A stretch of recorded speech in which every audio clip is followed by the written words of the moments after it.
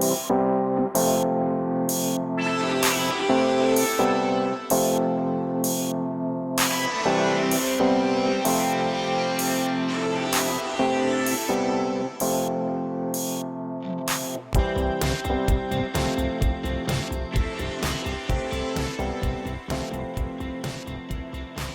Malcolm here. Thanks for joining me today on Tuesday Teaching Tips. And today it's episode number 176, and we're talking about comparisons. Comparisons are odious. It's an old saying. Comparisons are odious. I want to talk today about the danger of comparing yourself with another speaker, another preacher, another teacher, someone you admire, whether they are a preacher and teacher of God's Word, or whether they're a preacher or teacher or speaker in a secular context. Nonetheless, comparisons, we need to be very careful about. So let's talk about comparisons today, and let's also talk about the value of imitation and inspiration as opposed to the dangers of comparison. We really should be careful about this. I heard someone talk about this on a podcast the other day, that we shouldn't compare ourselves with somebody else. We should instead compare ourselves with who we were yesterday. Compare yourself with yourself. In other words, have I grown since yesterday? Or perhaps as a speaker and a preacher, have I grown in the last 12 months? Are my sermons, my lessons, my communication, is it better, is it more effective than it was this time last year? That's really the question, rather than comparing ourselves with another speaker and thinking, well, I'm not as good as them, I'm not as fluent, I'm not as funny, I'm not as inspiring, I'm not as visionary. Maybe you're not. But is it helping you to make those comparisons? And I would suggest probably not. Instead, why don't you compare yourself with how you were a year ago? That might be useful. I don't know who said first that comparisons are odious, but we do have a record of the fact that it goes back to at least 1440.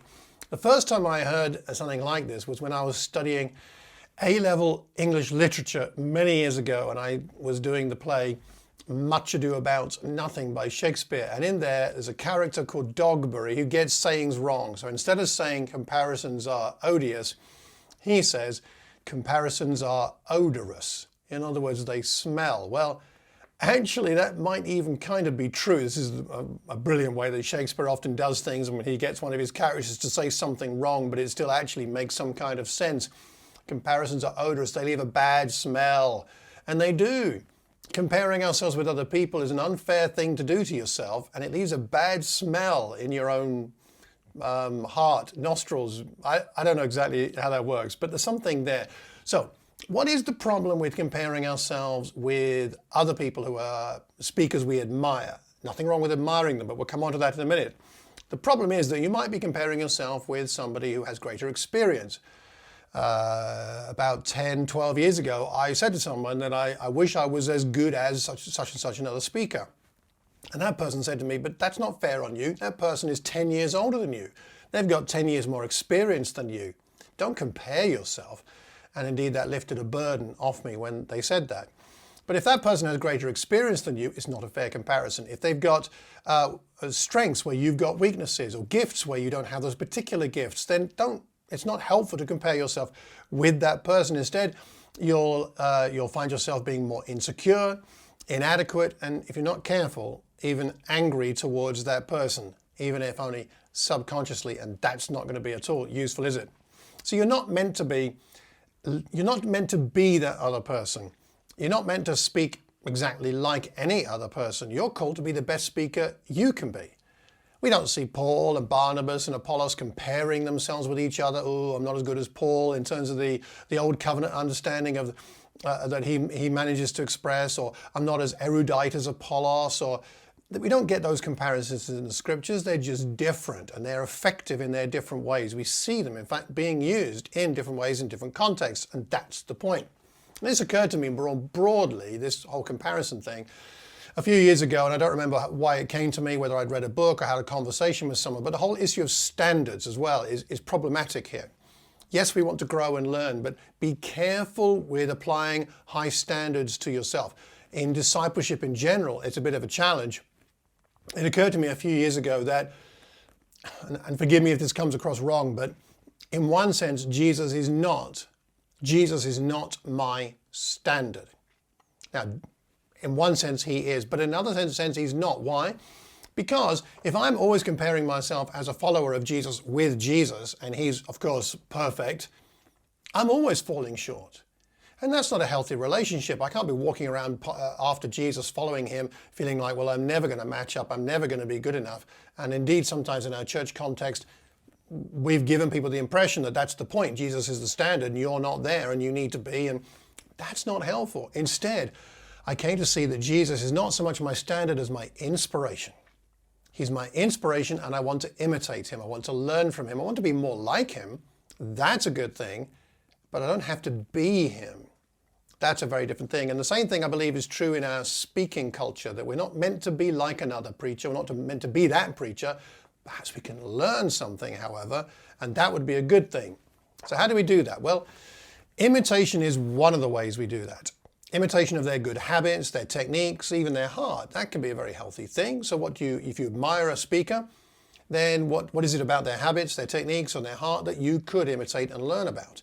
When the Apostle Paul says in 1 Corinthians 4:16, I urge you to imitate me, he says that to the Corinthians. He's not telling the Corinthians, you should be exactly like me, or you should be me. He's asking them to look at their faith and asking them whether they could grow in their faith, whether they could imitate his faith in their own context and situation, to be them with faith, like Paul's faith, but in their context. That's kind of the point. So as a speaker of God's word, a preacher or a teacher, you're called to learn from other people and to grow, that's for sure. And that's probably why you're watching this video, because you want to learn and grow. But you're not called to be somebody else. Stop comparing yourself to that other preacher or teacher that you admire. Admire them if you wish, and that's not a bad thing. No harm in that. But do not make an unhealthy comparison. Not going to help you, not going to help the people you speak to. On the other hand, we need to consider this. Not to let the fear of comparison prevent you from learning from other people who have strengths where you have weaknesses. So I have a couple of questions for you today. Number one, what helps you to learn from other effective speakers? In other words, not to do that unhealthy comparison, but still to look at, admire, and learn from people.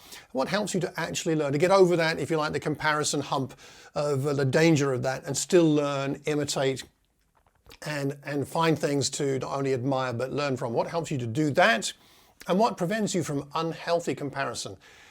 Instead, to find inspiration and instruction rather than comparison. I would like to know what you think about that. So let me know what you think about this whole topic about comparisons being odious or even odorous. Leave a comment, please, anywhere you hear or see this recording, and leave it publicly so that we can learn from each other, because we learn best when we're learning in community. If you know somebody might benefit, pass the link on. Hit the notification button, the subscribe buttons if you want to be notified when new episodes come out. And if you are listening to this in Apple Podcasts or somewhere, then please leave a review.